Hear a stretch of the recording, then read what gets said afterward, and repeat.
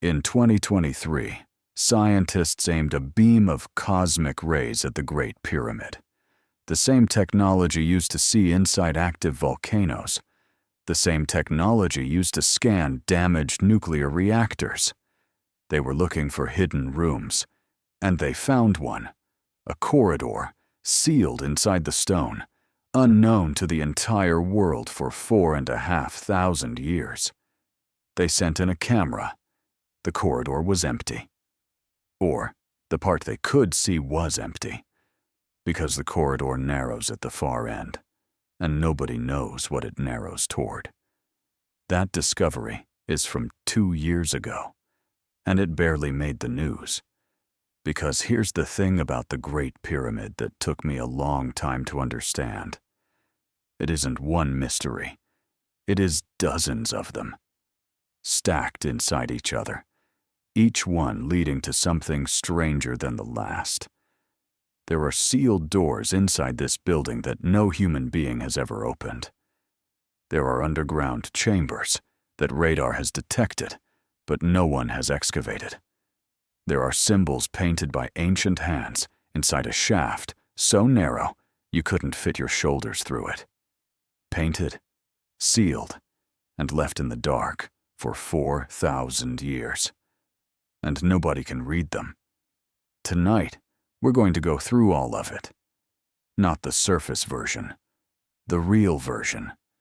The one that makes engineers uncomfortable. The one that keeps geologists up at night. The one where the further you go in, the less certain you become that we understand this building at all. I'll tell you right now, there is no clean ending to this story. But by the time we get there, I think you'll understand why the absence of an answer might be the most important thing of all. Let's start with the numbers, because the numbers are where the strangeness begins, and they never really stop. Imagine you're an engineer, a good one, someone who has spent a career building things that need to be precise, and someone hands you the measurements of the Great Pyramid. The base, they tell you, is level across its entire width, over 230 meters in every direction, to within 2 centimeters. The 4 corners point to true north, true south, true east, true west. Not magnetic north, which drifts. True north, to within a fraction of a degree. The ratio of the perimeter to the height, if you work it out, comes to something remarkably close to 2 times pi. The slope of the faces encodes the golden ratio, and the structure has stood, essentially unchanged, for 4,500 years. You'd look at those numbers and assume you were looking at something modern, something built with GPS satellites and laser levels and computational surveying tools. And then someone tells you it was built with copper chisels and wooden sleds, and you'd say, run those numbers again, because something doesn't fit. Here's one comparison that I haven't been able to stop thinking about. The Greenwich Observatory in London was built in the 17th century. Its specific purpose was to establish precise geographic coordinates for the modern world. It was built by people with the best scientific instruments of their era. It is 6 degrees off true north. The Great Pyramid is off by less than 1/10 of a degree. The building that modern civilization constructed specifically to measure the Earth is less accurate than something built 45 centuries before it. That's not a footnote. That's a problem. And it leads to a question that mainstream archaeology has never been able to answer cleanly. Where did that precision come from? Hold that question. We'll come back to it. Because the answer, or rather, the absence of one, is going to matter. Before we go any deeper, I want to be fair about something. The mainstream explanation for the pyramid exists, And it is not stupid. It is built on real evidence, careful scholarship, and decades of genuine archaeological work. Here's what it says. Around 2560 BCE, a pharaoh named Khufu commissioned the greatest building project the ancient world had ever seen. His chief overseer, a man named Hemiunu, Khufu's own nephew, designed and managed it. The workers were not slaves. That particular myth has been well and truly buried by the evidence. The people who built the pyramid were paid, housed, fed. They had access to physicians. We found skeletons with healed surgical fractures.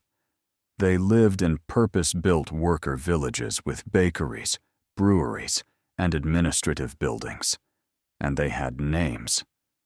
There is graffiti on stones deep inside the pyramid. The work gangs gave themselves names. One called themselves Friends of Khufu. Another, and I genuinely love this, called themselves Drunkards of Menkaure. 4,500 years ago, construction workers had a sense of humor. Then, in 2017, something extraordinary turned up in a storage magazine at the Egyptian Museum. A papyrus scroll, the oldest ever found, written by a foreman named Merer. Merer kept a work diary, a mundane, bureaucratic, deeply human work diary. It describes his crew moving limestone casing blocks from the quarry at Tura, loading them onto barges, navigating the canal to the Giza site. Delivery schedules, crew rotations, quantities. It is the only first-hand account of pyramid construction that has ever been discovered, and it is extraordinary for what it confirms. Real people. Real work. A real construction project organized with impressive logistical precision. But here's where Merer goes quiet. His scroll covers the transport of exterior casing stones, the material that covered the outside face of the pyramid. Not the interior, not the chambers, not the shafts. Everything we can explain, we have a witness for. Everything we can't explain. Merer says nothing. That silence is not a small silence, because what happens inside the pyramid is where the real questions begin. I want to tell you about 4 tunnels. They run from the 2 main interior chambers, the King's Chamber and the Queen's Chamber, upward through the body of the pyramid at precise angles. They are narrow, barely wide enough for your shoulders. 2 of them exit through the outer face of the building. 2 of them end at stone doors. For a long time, archaeologists assumed they were symbolic, passages for the pharaoh's soul to travel to the afterlife, or simple ventilation shafts. That explanation held for most of the 20th century. Then, in the 1990s, a researcher named Robert Bauval did something that seems almost too simple. He took the angles of the shafts and extended them mathematically into the night sky. He wanted to see where they pointed. They pointed at stars, not randomly, not approximately. Specific stars in the positions they occupied in the sky around 2500 BCE. The southern shaft from the King's Chamber aimed at Al-Nitak, the lowest star in Orion's belt. In ancient Egyptian cosmology, Orion represented Osiris, the god of death and resurrection. The northern shaft from the same chamber aimed at Thuban, the pole star of that era, the fixed axis around which the entire visible sky rotated. These were not accidents of geometry. Someone designed 4 tunnels, drilled through hundreds of meters of solid limestone at precise angles, so that they would point at specific, cosmologically significant stars. Not for any purpose that serves ventilation, not for any purpose that serves construction. This was deliberate. And the word that keeps coming back to me is not architecture, it's message. The question, the one I can't shake, is a message for whom? Because here's what comes next. 2 of those 4 shafts don't open to the sky. They end at sealed stone doors. In 1993, a small robot called Upuaut was sent through the southern shaft of the Queen's chamber. It traveled 65 meters into the pyramid, farther than any person had ever reached, until it came to a small, flat stone door, with 2 copper handles on its face. The robot couldn't go further. In 2002, a more advanced robot drilled a small hole through that door and sent a camera through. Behind it was a short chamber and another door. In 2011, a robot with a camera flexible enough to look around corners was sent in to peer behind the second door. What it found has never been fully explained. Red ochre markings on the stone floor and ceiling. Symbols, drawn by a human hand, drawn during construction, before the shaft was sealed, and then locked inside that space, unreachable in total darkness, for 4,000 years. No one had been able to decode them definitively. No one knows what they mean. And the chamber continues beyond what the camera could see. We don't know what's at the end. Think about what that means. Think about what it means that something, a room, a passage, a chamber, was built inside this structure that was never meant to be entered again. That someone painted symbols on the floor in the dark, knowing no human eye would see them, possibly for thousands of years. What do you write in a room you're sealing forever? We don't know. And that's only one layer. Because there's another discovery, one that's even harder to explain. And it doesn't involve the pyramid at all. It involves the thing standing next to it. The Sphinx has been sitting at the edge of the Giza Plateau for about as long as the pyramid has. Or so we thought. In the early 1990s, a geologist from Boston University named Robert Schoch was invited to Giza by an alternative researcher named John Anthony West. Schoch is not a sensationalist. He's a specialist in rock erosion. That's his field. And when he examined the limestone walls of the enclosure around the Sphinx, not the Sphinx itself, but the walls of the pit cut into the bedrock to create it, he said something that archaeology has never fully recovered from. The erosion pattern was wrong. Wind and sand erosion, which is what you'd expect in the Saharan desert, creates horizontal striations. Smooth, layered marks cutting across the rock face. What Schoch found were deep, rounded, vertical channels, the kind carved by water, specifically by rain, heavy, sustained, repeated rainfall over a very long period of time. Egypt hasn't received rainfall sufficient to cause that kind of erosion since at least 5000 BCE. Most estimates push it to 7000 BCE or earlier. If Schoch's reading of the geology is correct, and he has defended it for 30 years in peer-reviewed contexts, the Sphinx enclosure is thousands of years older than the pyramid, not hundreds. Thousands. Carved during a period when the Sahara was wet, when rainfall was consistent, and when, according to conventional archaeology, no civilization capable of carving a monument that size yet existed. The mainstream response is firm. Alternative weathering explanations have been proposed, and the most compelling argument against Schoch is this: no tools, no artifacts, no human remains consistent with an earlier civilization have ever been found at Giza.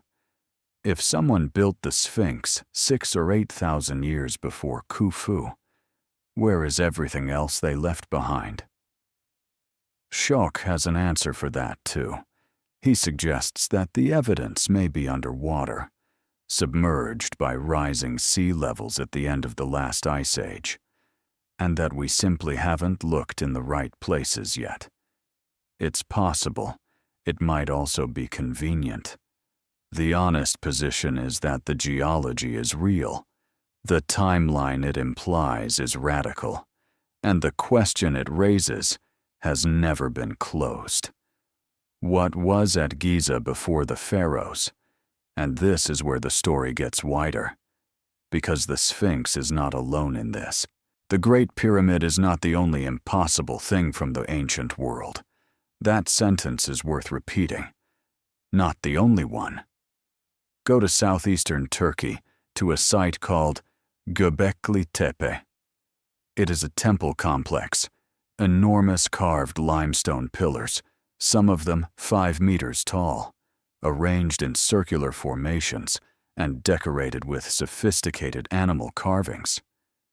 It was built 12,000 years ago by hunter-gatherers, people who, according to the conventional historical timeline, had not yet invented agriculture, had not yet formed permanent settlements, were not supposed to be constructing monumental ceremonial architecture of any kind, and yet they did, on a scale that would have required substantial organized labor and at least some level of engineering knowledge.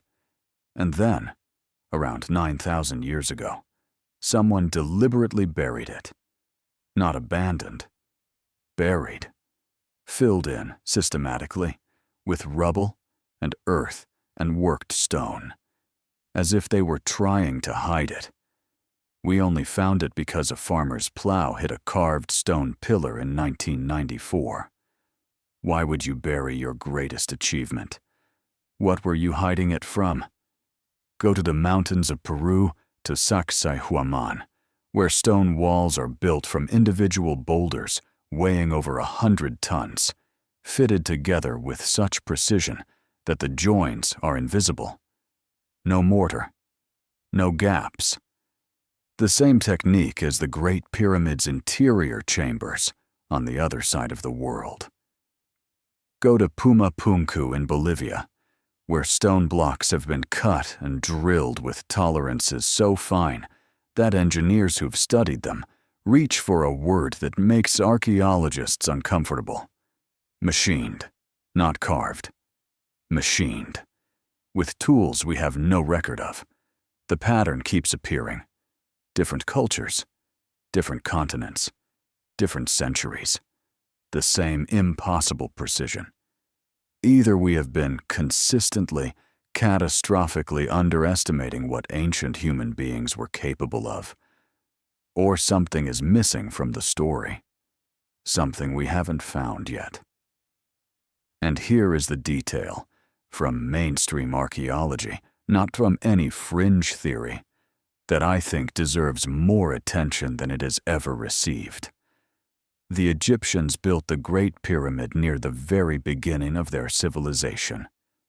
Let me be precise about what that means. Khufu's pyramid, the Great Pyramid, is the largest, the most precise, the most mathematically sophisticated pyramid ever built by ancient Egypt, and it was built first. What came after was worse. The pyramids constructed by Khufu's successors, built by rulers who had the Great Pyramid right in front of them, who could look at it every day, who had access to the same workforce and the same quarries and the same institutional knowledge. Those pyramids have less precise alignments, cruder stonework. Some of them developed structural problems during construction. One collapsed entirely. The trajectory goes, perfect at the start, then declining. That is not how any technology in recorded history has ever developed. Civilization learns. That is its defining characteristic. It builds on what came before. The first generation produces something rough. The second generation improves it. By the 10th generation, you have something refined. But Egyptian pyramid building went in the opposite direction. It started at the summit and worked its way down. The only explanation that fits that pattern, the only one, is that the knowledge used to build the Great Pyramid was not developed by the Egyptians. It was inherited. It came from somewhere else, from someone else. And once the builders who held that knowledge were gone, it couldn't be reconstructed. It could only be approximated, poorly, by those who came after. That conclusion is uncomfortable. It is also, in the view of a growing number of researchers, unavoidable.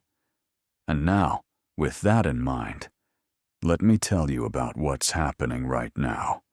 In 2025, at the Giza Plateau, there is still a hidden corridor inside the pyramid that no one fully understands. There are still chambers beneath the plateau that seismic surveys have located, but that have never been excavated. The Egyptian government controls access to the site, and the approval process for research is slow and selective. Some teams wait years. There are still the sealed doors with the copper handles. The second door, beyond the first, in the southern shaft of the Queen's chamber. The chamber beyond it has never been physically entered. There are still the red ochre symbols on the floor of that sealed space, painted in the dark, 4,000 years ago, for reasons we cannot determine, by someone who knew no living eye would see them. All of this is real. All of this is unresolved. And somewhere in the middle of all of it, in the middle of the mathematics and the alignments and the locked rooms and the impossible precision, I keep coming back to a man named Merer, sitting by lamplight, 4,500 years ago, writing in his diary. He's tired. His body aches. His crew has moved stones all day, and they'll do it again tomorrow. He's not thinking about mystery. He is thinking about rations and river levels, and how many blocks he needs to move by the end of the month. He has no idea that what he's helping to build will still be standing when human beings walk on the moon.